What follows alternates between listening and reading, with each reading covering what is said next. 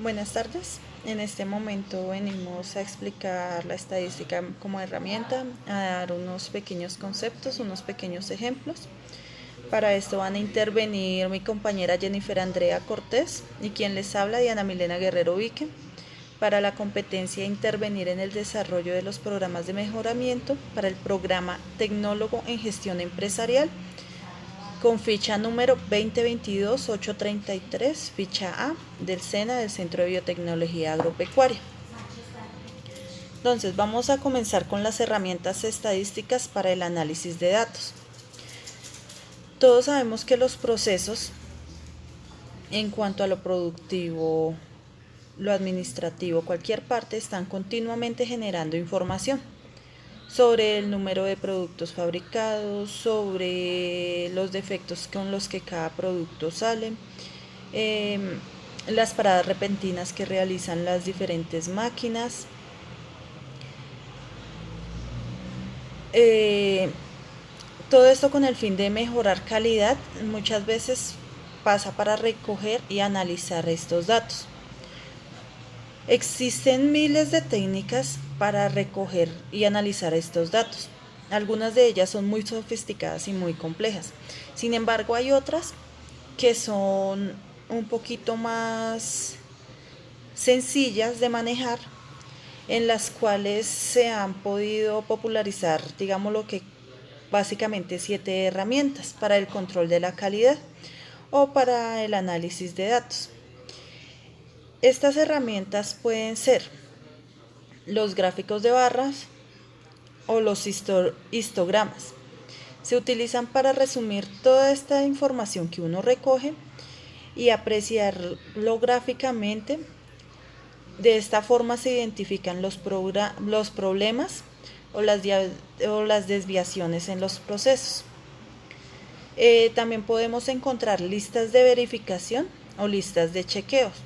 Estos son formularios que se utilizan para registrar la frecuencia con la que presentan ciertas características de una actividad de producto o servicio. Podemos también ver los gráficos de Pareto. Estos gráficos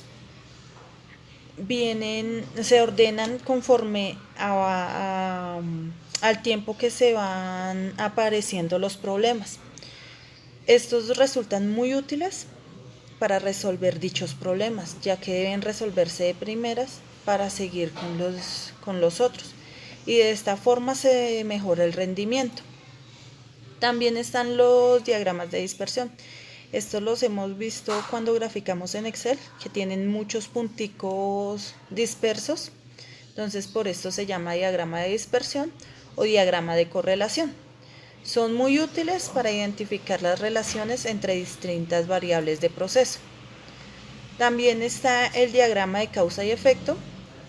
Estos diagramas también son conocidos como por cola de pescado, ya que en el momento de graficarlos nos queda como si fuera el cuerpo del pescado con las espinitas. Se utilizan para estudiar la relación entre un problema de calidad y sus posibles causas. Está también el diagrama de estratificación. La estratificación consiste en desplegar los datos, ya sean desde un lugar, el momento, la forma en que se han recogido, y también identificar la fuente de variación y posibles distinciones en cada estrato. Están también los gráficos de control. Estos especifican variaciones de cierta dimensión de calidad en cierto tiempo que transcurre. Y hay una herramienta más, aunque no se escribió en la diapositiva, la cual es diagramas de flujo. Como ya sabemos, los diagramas de flujo nos permiten describir gráficamente los pasos de un proceso y ayudan a identificar las posibles áreas que se debe mejorar. También pueden ayudar a explicar y a resolver algunos problemas. Ahora pasamos al alcance y la planeación del análisis de datos. La planificación y análisis. ¿Qué es planificación? Es el proceso de tomar decisiones sobre objetivos y metas. Es decir, vamos a coger un ejemplo. Digamos que alguien se va a casar tenemos que decidir la hora, el lugar, cuántos invitados. Entonces para el lugar tenemos que saber cuántos invitados va a ser, qué quiero compartir en la boda. Entonces todo comienza por una evaluación o diagnóstico estratégico. Vamos a diagnosticar quiénes son los invitados, cuántos van a venir. Vamos a evaluar qué le podemos brindar a esas personas, dónde quiero la boda, si la quiero en un recinto cerrado o abierto, qué tipo de boda va a ser, cristiana, católica, otra. Entonces, después de haber recogido toda la información, se realiza un respectivo análisis. Digámoslo así, que entonces quiere una boda campestre, católica, son 200 invitados. Entonces ya se extrajo unos datos y se extraen también las conclusiones. Entonces ya tenemos tal finca para realizar esa boda que le sale con todo lo que quieren los novios.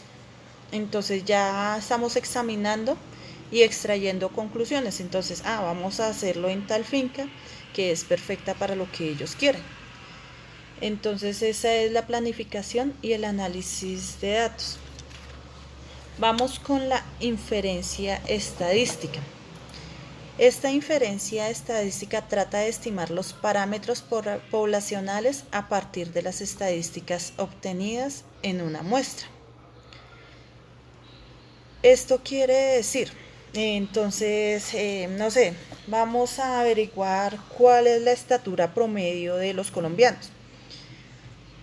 Entonces, tomamos un muestreo, vamos a tomar un muestreo aleatorio simple. Pues no vamos a preguntarle a todos los colombianos, porque es imposible saber de 48.000 de colombianos cuántos mide cada uno. Entonces, digamos que, pues no ahorita, por la contingencia que hay, pero si en determinado caso nos podemos parar fuera de un cine, puede ser, y vamos preguntando en un muestreo aleatorio simple, todas las personas que van saliendo de cine, aproximadamente unas 100 personas, cuánto mide cada uno.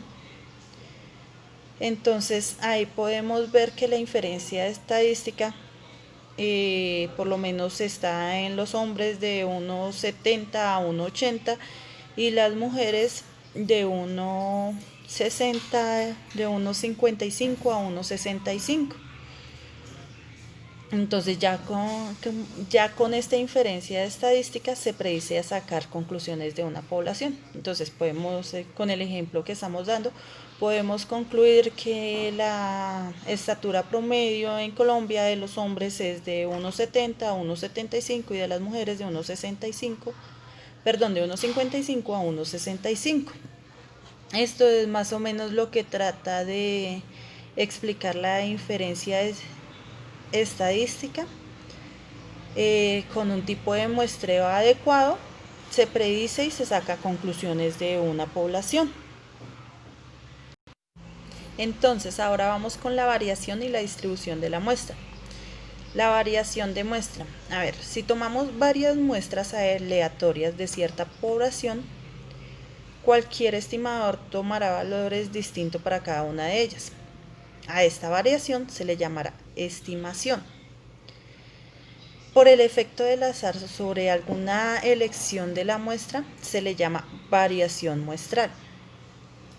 Entonces, la variación muestral es una medida de dispersión que representa la variabilidad de una serie de datos respecto a su medida. Entonces, la variación muestral dependerá de la variabilidad de la variable que tengamos y también del tamaño de la muestra. Vamos a ver un ejemplo de variación entre muestras. Si tomamos distintas muestras de la temperatura corporal de una población sana, tendremos una variación muestral bastante baja, ya que nos arrojará una temperatura básicamente de unos 35 a unos 36,7 grados. Si tomamos la tensión arterial entre distinta población, vamos a obtener una variación muestral bastante elevada, ya que la tensión arterial depende de si estuvieron corriendo, estuvieron sentados, el tipo de ejercicio que estuvieran haciendo. Entonces va a oscilar aproximadamente entre 170, 99.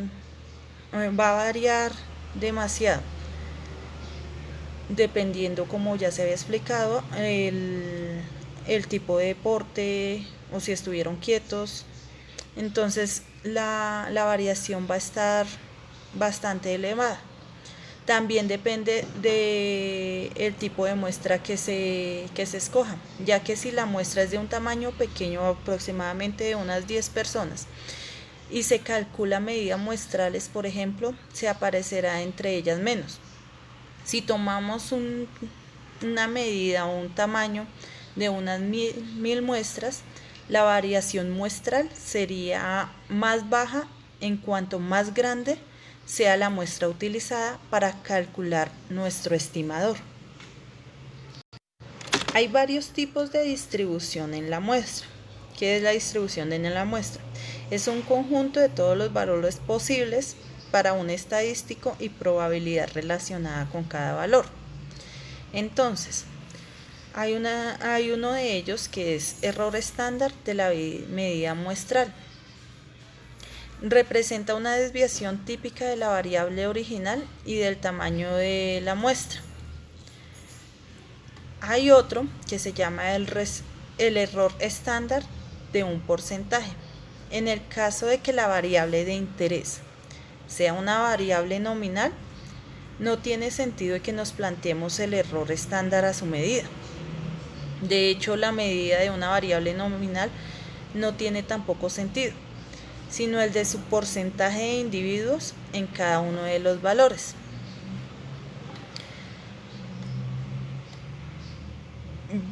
Pasamos a los límites de confianza. ¿Qué son los límites de confianza en la estadística? Es un conjunto de valores obtenidos a partir de datos muestrales, en el que hay determinada probabilidad de que se encuentre el parámetro poblacional.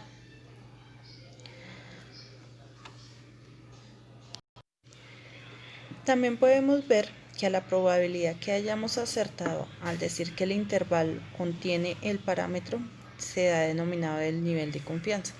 Si lo vemos ante una gráfica, trazamos una línea, comienza a subir y a bajar. Entonces, decimos que hacia la derecha van los límites de confianza en positivo, hacia la izquierda van en negativo. También se denomina significación a la probabilidad de errar esta información, lo que significa hacia la izquierda es errar nuestro intervalo, el cual va a ser siempre en negativo, ya que el nivel de confianza corresponde a la probabilidad de que el intervalo contenga el valor verdadero del parámetro.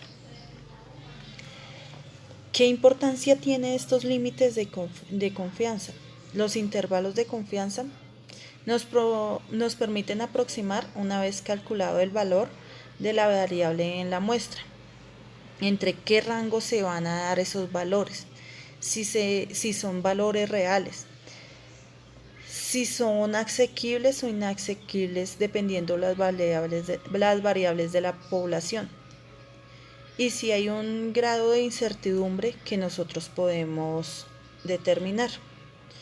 Entonces, esto es, digamos, cuando se realiza una encuesta, dependiendo de qué tan grandes sean los límites de confianza, asimismo va a ser su credibilidad de esta encuesta. Entonces, vamos a ver otro pequeño abrebocas de lo cual es la determinación del tamaño de la muestra requerido para la precisión específica. Entonces nos vamos a devolver un poco a lo que son los límites de confianza. para explicar con un pequeño ejemplo. Por lo menos, un ejemplo puede ser en un estudio que pretende estimar la edad aproximada en la cual las personas se les diagnostica diabetes. Entonces digamos que para esto se dispone una muestra de 21 pacientes, a los cuales se les ha preguntado la edad a la cual se le diagnosticó la enfermedad. A partir de esos 21 pacientes que se ha obtenido una edad media, o sea, una edad muestral, es que se les diagnosticó a los 48.78 años. Y hay una desviación típica muestral de 16.32. Entonces se calcula el intervalo de confianza al 95% para la edad media del diagnóstico, que esta enfermedad está según donde se realizó el estudio. Entonces, con un 95% de confianza, la edad media en la que se diagnostica la diabetes estará contenida entre el intervalo 41 y 56, que son básicamente los años en los que las personas nos respondieron estas preguntas. Volvemos otra vez, es decir, que entre los 41 y 56 años aproximados le diagnosticaron este tipo de diabetes a las personas que se encuestaron. Ahora sí, pasamos a la determinación del tamaño de la muestra requerido para una precisión específica. Entonces, la determinación del tamaño de la muestra, entonces vamos a partir de que el muestreo es una forma científica para la que a partir de los resultados obtenidos en una muestra se infieren varios valores de la población, la cual debe ser representativa y tiene una característica de cada uno de estos estudios. La distribución en la que debe ser aproximadamente igual a la distribución de la característica de la población. Cualquier información obtenida de una muestra se le conoce como estadístico y a partir de ello se puede estimar los valores equivalentes a las poblaciones o a algunos parámetros. En la determinación del tamaño de la muestra se busca que con un nivel de confianza y cierto error asociado con el tipo de población, el factor de nivel de confianza, que en la probabilidad que la media poblacional esté en cierto intervalo asociado con el error que se pueda permitir. Para ello está la estimación de la media poblacional para muestras grandes. Cuando el tamaño de la muestra es grande o la variable tiene una distribución normal, el intervalo de confianza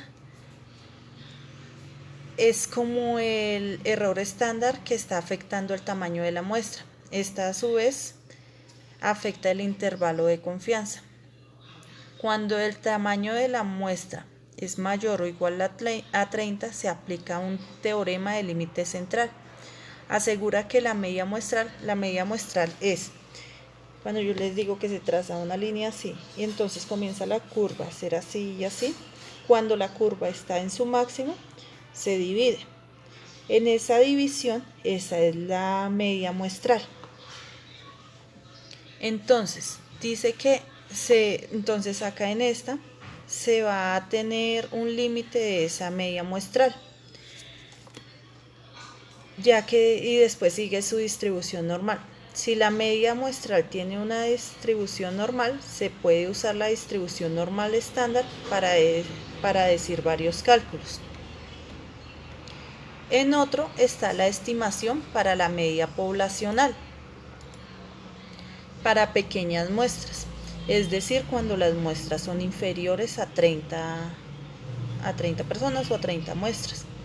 El intervalo se basa en suposiciones, porque si la población es normal, se conoce la desviación estándar de la población.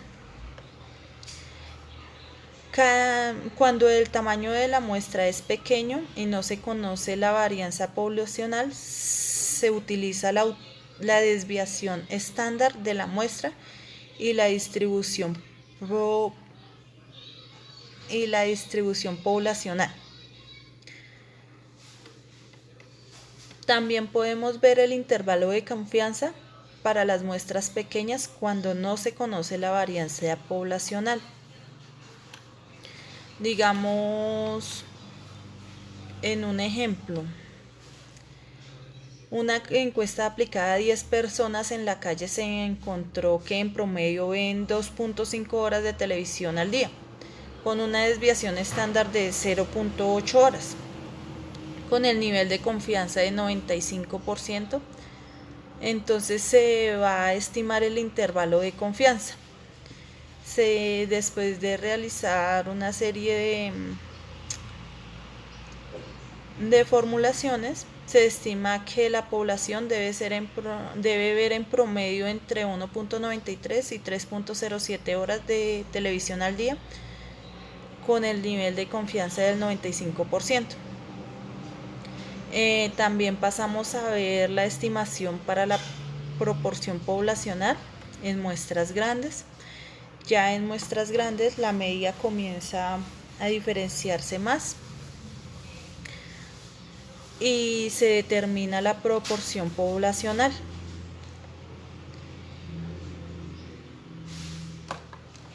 Esto sería hasta el momento lo que es la determinación del tamaño de la muestra requerido para la precisión específica. Ahora vamos con una herramienta que se llama la prueba de hipótesis. ¿Qué es esta prueba de hipótesis? Entonces, dice que es un procedimiento en el cual se busca tomar una decisión sobre el valor de la verdad de una hipótesis estadística. Al realizar una prueba de hipótesis decimos si rechazar o no rechazar esta hipótesis estadística.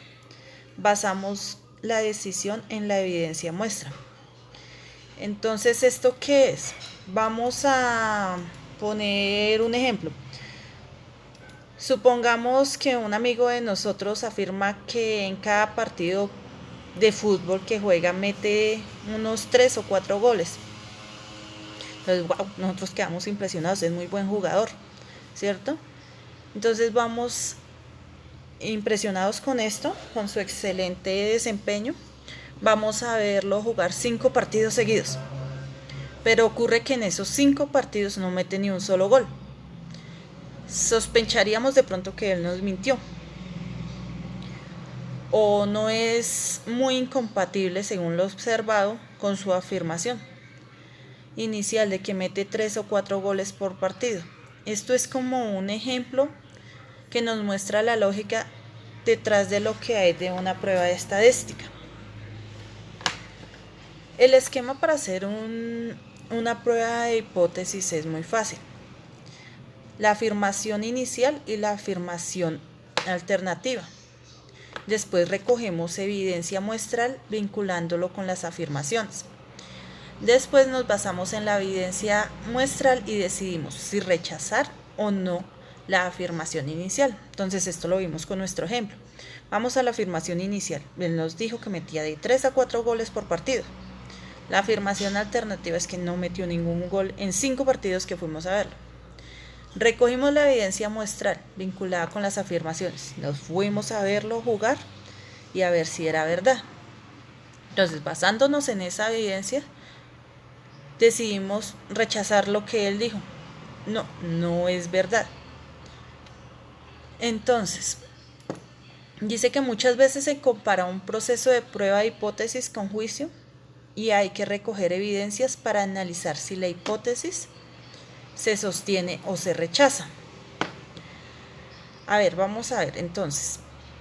Entender muy bien qué es una prueba de hipótesis implica comprender muchos conceptos, como la variable, parámetros, hipótesis estadística, hipótesis de pruebas y un reguero de cosas que son en cuanto a estadísticas y también la relación que hay entre ellas.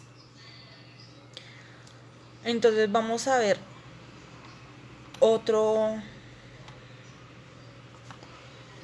otra situación.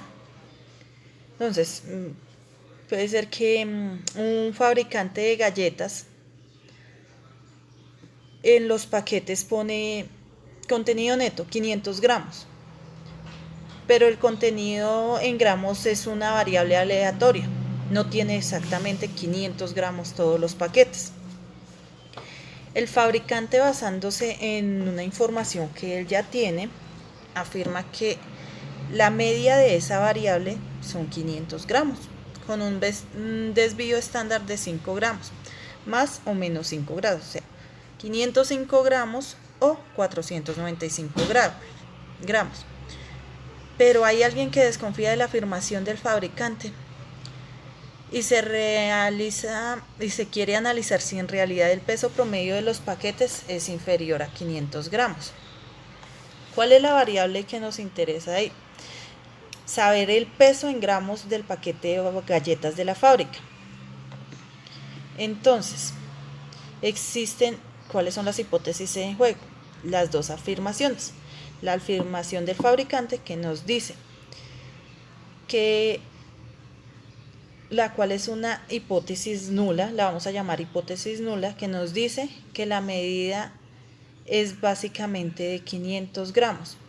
La afirmación alternativa o la hipótesis alternativa es que la media tiene menos de 500 gramos. Ahora procedemos a conocer el valor verdadero del parámetro, pero no podemos estimarlo.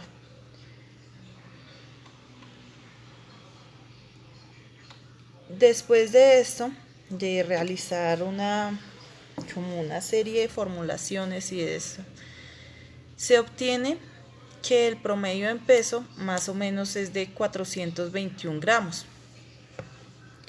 Entonces podríamos rechazar la afirmación del fabricante, pero mediante otro caso se obtiene que el promedio es de 499, propuesto en la hipótesis inicial, y entonces tenemos que concluir que no hay evidencia contraria a esas dos hipótesis. Entonces se obtiene en promedio que tuvimos 100 paquetes. ¿Qué tenemos que concluir? ¿Es coherente con la media poblacional de 500 o no? Este caso es un poco, crea un poco de dilema y no permite decidir tan fácilmente. Se presenta el problema de decidir qué es cerca o qué es lejos de los 500. Entonces, vamos a hacer una definición intuitiva. Esta es intuitiva. Entonces, como nosotros lo vimos, puede que sí esté cerca de los 500 o puede que no. Entonces, depende mucho de la persona que esté analizando los datos. Para probar una situación, como lo vimos en el ejemplo que estaba explicando, hay una situación, una variable, hipótesis en juego y estimación del parámetro. La situación: el señor dice que tiene 500 gramos sus galletas.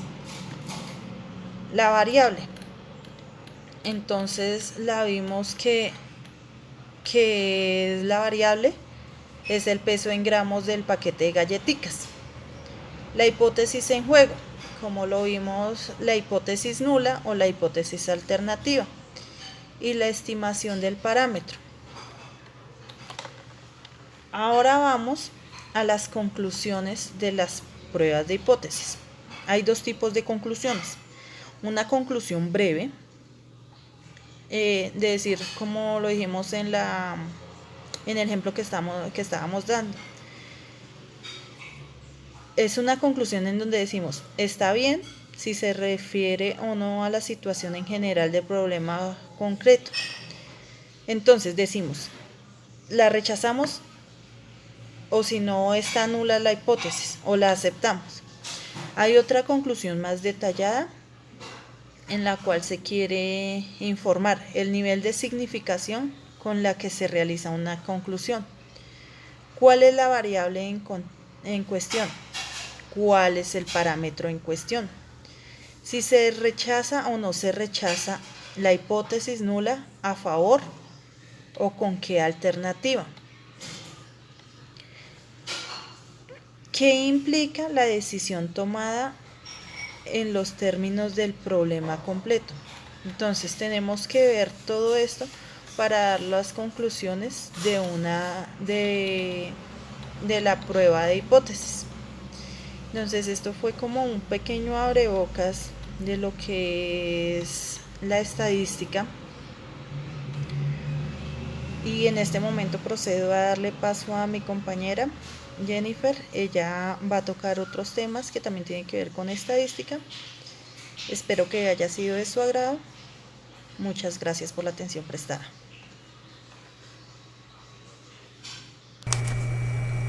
Buenos días, compañeros y instructor. Hoy vengo a hablarles sobre el diseño experimental y vamos a ver primero parte de su inicio. A pesar de que la técnica del diseño de experimentos DOE no surgió hasta el siglo XX, la experimentación es tan vieja como la existencia del hombre. Durante muchos años se utilizó la estrategia de un factor por vez, o sus siglas en inglés OFAD, conocida como el método científico, atribuida a Francis Bacon en el siglo XVII, aunque está basada en la cultura helénica. Esta consiste en modificar cada vez un solo factor o variable y distinguir los efectos que tiene sobre la respuesta a cada factor por separado. Esta estrategia, a pesar de ser la más utilizada en las empresas y seguir el modelo científico del cual hablaremos más adelante, es ineficiente para hallar las mejores condiciones del proceso. Las estrategias quedaron obsoletas cuando Sir Ronald Fisher, en los años 1920, descubrió un método mucho más eficiente para experimentar basado en los diseños factoriales. El diseño de experimentos fue aplicado por primera vez por Fisher en Inglaterra en la agricultura y sus experiencias le llevaron a publicar en 1935 su libro Diseño de experimentos. Sus estudios estaban concentrados en mejorar la producción de patatas, trabajando para la Estación Agrícola Experimental Rothamsted en Londres. Se entiende el diseño de experimentos como una metodología para aplicar sistemáticamente la estadística al proceso de experimentación. El DOE es altamente efectivo para aquellos procesos que su rendimiento se ve afectado por varios factores. Con la técnica se puede conseguir mejorar el rendimiento de un proceso, reducir la variabilidad o costo de producción, entre otros. Todo tipo de industria se puede beneficiar de la aplicación del DOE, incluso las de servicio. Requisitos. El primero de ellos es la manipulación intencional de una o más variables independientes. Para ello, se considera que la variable independiente es la supuesta causa en la relación dada entre variables. La variable dependiente es el efecto que provoca la variable independiente. Se puede decir que un experimento se lleva a cabo para analizar si una o más variables independientes afectan a una o más variables dependientes o por qué lo hacen. El segundo requisito es la medición del efecto que la variable independiente ejerce sobre la dependiente. La medición se considera confiable si mide correctamente dicho hecho. La descripción del tipo de medición que se realizará a las variables dependientes y la forma en que se manipulan las variables independientes deberá hacerse en la planeación del experimento. El tercer requisito de todo experimento es lo que Hernández y colaboradores, quienes escribieron un libro en el 2007, denominan como control o validez interna. El término de control se refiere a conocer qué ocurre en la relación entre variables independientes y las dependientes. Si en una investigación existe control de las variables, será posible determinar la relación causal entre ellas y eliminar la influencia de variables extrañas sobre las dependientes para que pueda conocerse si las de tipo independiente realmente ejercen influencia sobre las dependientes. Experimentación digital.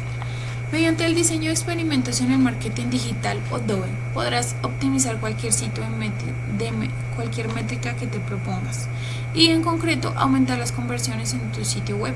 El diseño de experimentos, conocido en la literatura del marketing como análisis conjunto, es la técnica estadística más poderosa para establecer la conexión entre la psicología del proceso de toma de decisiones del cliente y el producto o servicio que se ofrece.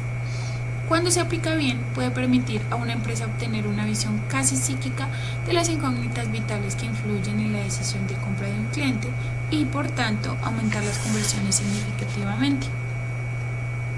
Por otro lado, el marketing digital es tan manipulable como sorprendente. Es una de las pocas industrias en donde se puede rastrear un cambio legítimo en los ingresos. Por ejemplo, algo tan simple como cambiar el color de un botón o la ubicación de un formulario. Pasos para lograr un experimento en marketing digital. Paso 1. Asegúrate de que puedes medir todo. El diseño de experimentos en el marketing digital comienza con una auditoría de las fuentes de datos. Hay que asegurarse de estar rastreando todo lo que realmente pueda ser rastreado y que los datos están llegando tan limpios como sea posible. Paso número 2. Identifica tu objetivo. Aquí se comprueban cosas como el rendimiento de todo el sitio web, cómo se lleva a cabo el embudo de conversión, errores técnicos, qué segmentos de clientes están claramente identificados, cómo interactúan con tu web, bases de referencias para cada canal de marketing digital, etc. Esencialmente se trata de determinar un marco de referencia o estado actual y cuándo será el mejor momento para ejecutar tu experimento. Paso 3. Proponer una hipótesis. En este punto, en el diseño experimental, en marketing digital se plantean los resultados esperados. Se pueden hacer conjeturas acerca de lo que se espera que suceda, igual que en el método científico. En el paso 4, determina y crea el diseño y variaciones del experimento. Esta es la parte donde se presentan las variaciones del diseño y pruebas del experimento. En este punto es importante documentar duración del experimento, el objetivo que le interesa demostrar, el porcentaje del tráfico total en su sitio web al que llegará la prueba de orientación, determinación de los participantes en el experimento y diseño del tratamiento y código de prueba. Para el paso 5, no molestar a los motores de búsqueda. Aunque formalmente no es un paso en el proceso de diseño de experimentos en el marketing digital, es importante tener en cuenta a Google. Cuando se agregan nuevas páginas al sitio web o se realizan cambios que afectan la experiencia del usuario, Google es muy sensible con respecto a los sitios web que intentan engañar a los motores de búsqueda para obtener mejores posiciones en la lista de resultados. Es por eso que nosotros solemos poner como primordial resultado a los 3 primeros que nos muestra la página, porque Google hace un estudio de su información y pone lo más relevante. Paso 6. Ejecutar hasta que los resultados sean estadísticamente significativos. Es fundamental ejecutar el experimento el tiempo que se requiera hasta llegar a una significación estadística. Y paso 7. Análisis de resultados.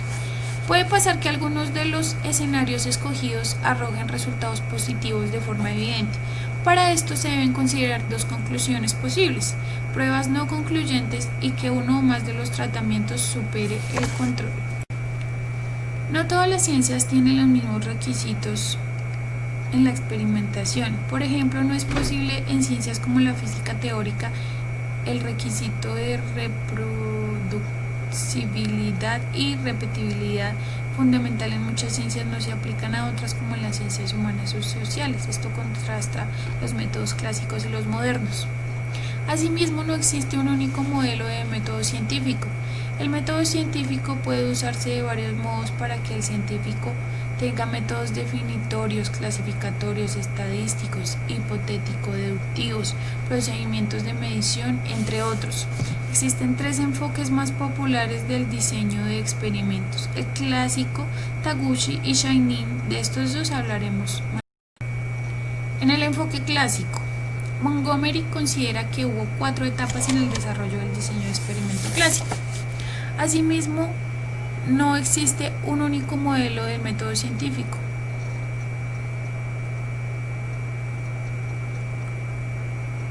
El científico puede usar métodos definitorios, clasificatorios, etc.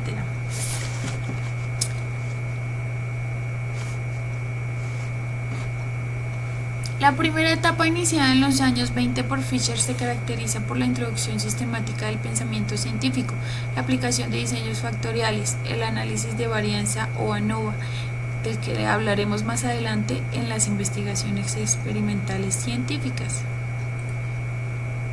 La segunda etapa, iniciada por Box y Wilson, se caracteriza por el desarrollo de lo que posteriormente se denominará como metodología de superficie de respuesta, o RSM. Estos autores notaron que los experimentos industriales diferían de los experimentos de la agricultura en dos aspectos. El primero, inmediatez, porque la respuesta se puede observar bastante rápido sin tener que esperar tanto como en la agricultura. Y segundo, secuencialidad. El experimentador puede realizar unos pocos experimentos y planificar los siguientes experimentos en función de los resultados.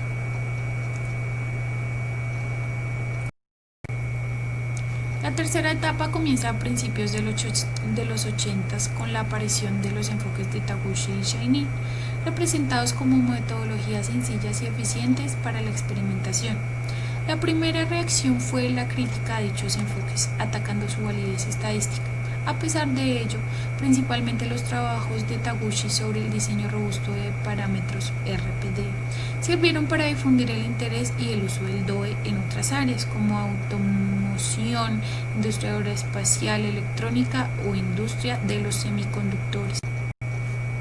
La cuarta etapa, la democratización de la estadística gracias en parte a la expansión del Six Sigma, que significa un método basado en datos que examina los procesos repetitivos de las empresas y tiene por objetivo llevar la calidad hasta niveles cercanos a la perfección. Es más, se propone una cifra 3,4 errores o defectos por millón de oportunidades y se distingue de otros métodos en el hecho de que los corrige los problemas antes de que se presenten.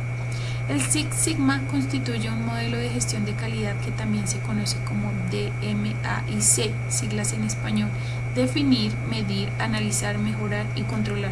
Estas son las 5 fases que se han de aplicar a cada proceso. Y siguiendo la gran oferta del software estadístico ayudaron a que el DOE sea aplicado en todos los tipos de la industria. En estos últimos años existió un incremento en las publicaciones sobre el diseño de experimentos, lo cual permitió desarrollar significativamente la técnica. En el análisis de varianza, las técnicas iniciales del análisis de varianza fueron desarrolladas por el estadístico y genetista R.A. Fisher en los años 1920 y 1930 y en algunas veces conocido como ANOVA de Fisher o análisis de varianza de Fisher debido al uso de la distribución F de Fisher como parte del contraste de hipótesis. Es un método para comparar dos o más medias que es necesario porque cuando se requiere comparar más de dos medias es incorrecto utilizar repetidamente el contraste basado en la T de Student. Una primera solución denominada método de Bonferroni consiste en bajar el valor de A usando en su lugar A-M, aunque resulta un método muy conservador.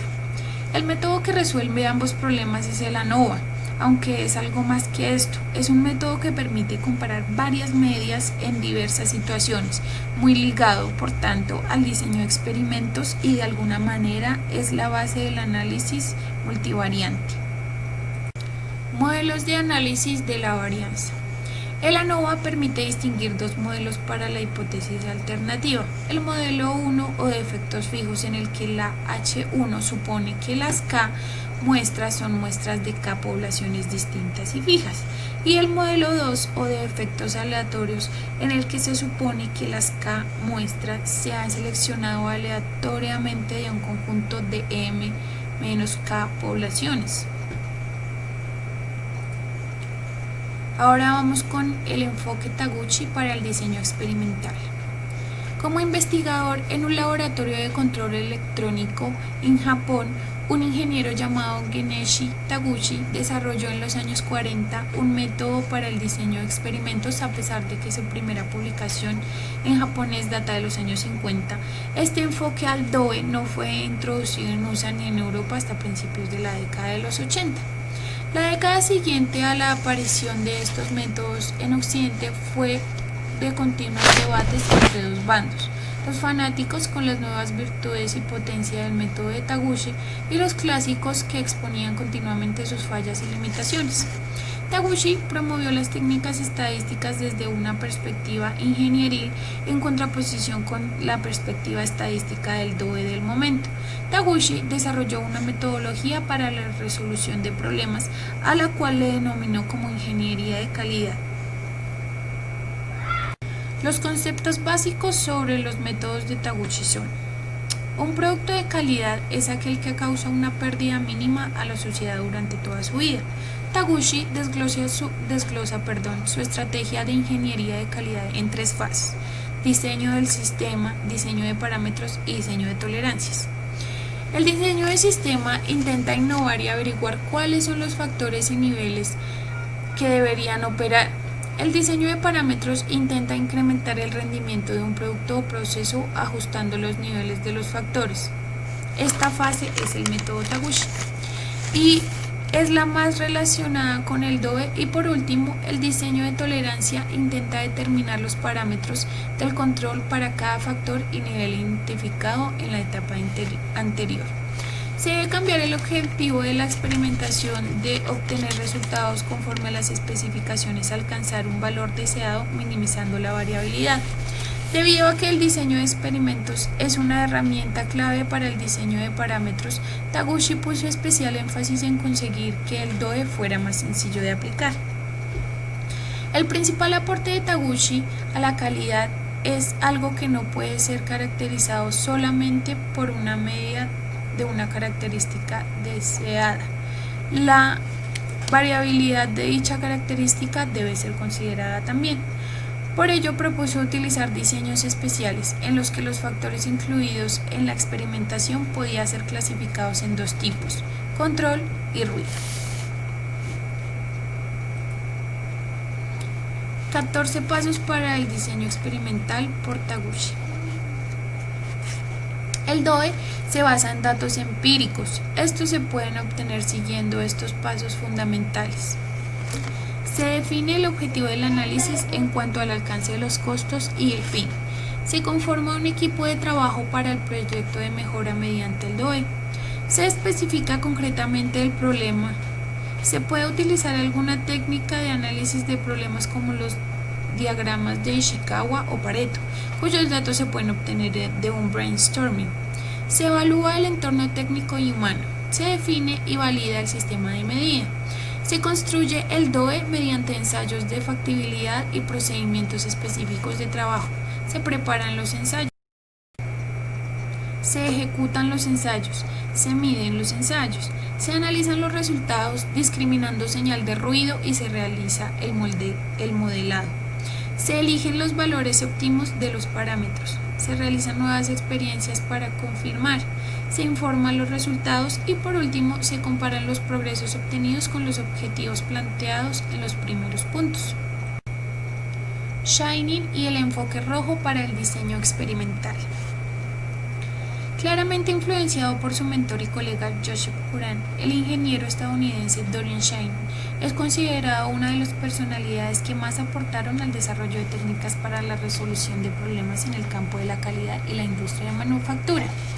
Visto de otro modo, el análisis de regresión es un proceso o modelo que analiza el vínculo entre una variable dependiente y una o más variables independientes.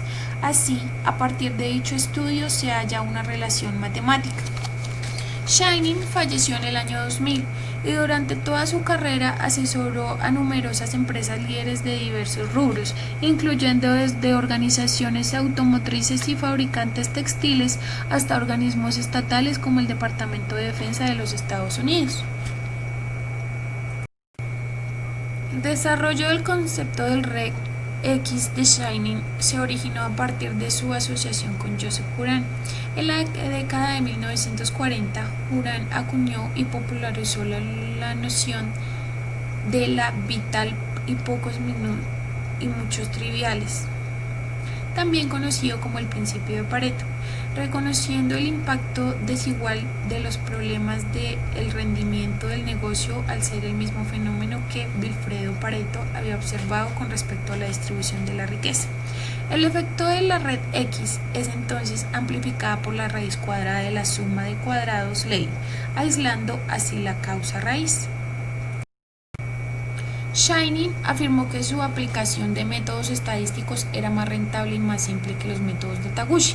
Con el fin de determinar la red X, Shining cambiaría pares de partes entre el equipo funcional y defectuoso hasta que una parte responsable del fracaso se descubre. Shining afirmaría que a menudo se pudo encontrar la pieza defectuosa primaria dentro de una docena emparejando permutas. Planeación del diseño experimental. La planeación es una actividad que permite eficacia, eficiencia y efectividad en el trabajo.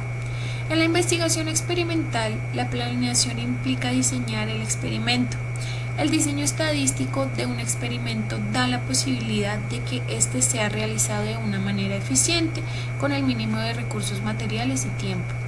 El diseño estadístico de experimentos se debe usar como una metodología que permite plantear distintas estrategias para solucionar, controlar, analizar e interpretar diferentes condiciones de estudio en un fenómeno de una manera objetiva y sistemática. Análisis de regresión. Es una herramienta de frecuente uso en estadística que permite investigar las relaciones entre diferentes variables cuantitativas, esto mediante la formulación de ecuaciones matemáticas. Visto de otro modo, el análisis de regresión es un proceso o modelo que analiza el vínculo entre una variable dependiente y una o más variables independientes. Así, a partir de dicho estudio se halla una relación matemática. Gracias a los procesos de regresión es posible entender el método en que la variable dependiente es afectada por cambios en los demás factores. Aplicaciones. Una de las principales aplicaciones del análisis de regresión es la proyección con diferentes escenarios.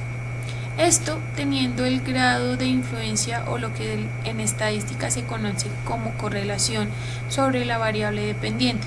Entonces, el objetivo del análisis de regresión es construir una función que permita estimar el valor futuro de la variable de estudio.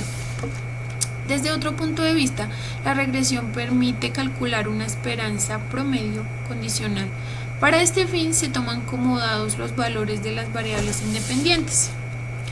Cuando se tienen en cuenta solo una variable independiente, se habla de regresión lineal, simple, pero si se incluyen más factores, se trata de una regresión lineal múltiple. El análisis de regresión tiene aplicaciones para la vida cotidiana, esto desde el estudio de accidentes de tráfico en una determinada zona geográfica hasta comprobar si un plan de estudios es recomendable según la tasa de abandono escolar. Herramientas avanzadas para el análisis de datos. Sea cual sea el área de trabajo en la que estemos, podemos estar seguros de que el Big Data se debe aprovechar. Todos los departamentos de una empresa pueden hacer buen uso de la gran cantidad de datos que recopilan a diario usando las herramientas de análisis de datos. A continuación observaremos algunas. Primero, el Spreadsheets. Google lanzó un propio Office Pack. Y lo cierto es que se ha convertido en un importante competidor del famoso paquete de Microsoft. El SQL. El SQL o Structured Query Language es el lenguaje más joven y universal usado para la interacción con bases de datos. Aunque a los emprendedores les suele parecer un poco intimidatorio, en realidad está pensado para ser más asequible a los usuarios menos técnicos. El software estadístico. Con un software estadístico vamos un paso más allá y podemos realizar variaciones y regresiones lineales que permiten darnos resultados más concretos y rigurosos. Entre los software estadísticos hay varios a elegir, como el SPSS, el Stata o R. El software de visualización y dashboard. Una de las cosas que más ayudan a estructurar la información es poder visualizarla de forma clara y ordenada.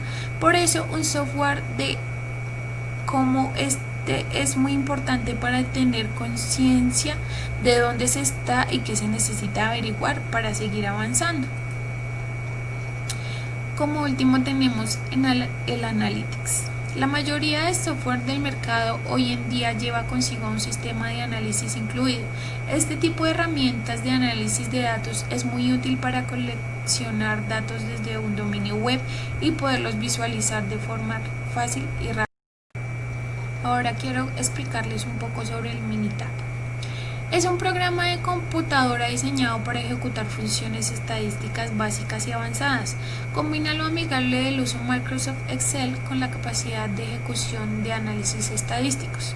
En 1972, instructores del programa de análisis estadísticos de la Universidad Estatal de Pensilvania desarrollaron el MinTab como una versión ligera del OmniTab, que era básicamente una versión que ya estaba un poco obsoleta. Un programa de análisis estadístico del Instituto Nacional de Estándares y Tecnología de los Estados Unidos. Se usa básicamente como para formular y encontrar resultados más fácilmente.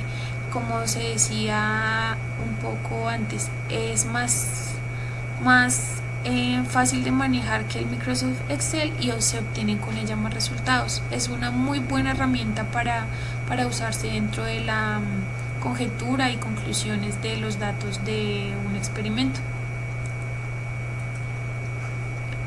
Esperamos que para todos haya sido bueno lo que les explicamos hoy, que hayan entendido un poco, y les agradecemos mucho la atención prestada. Que estén muy bien.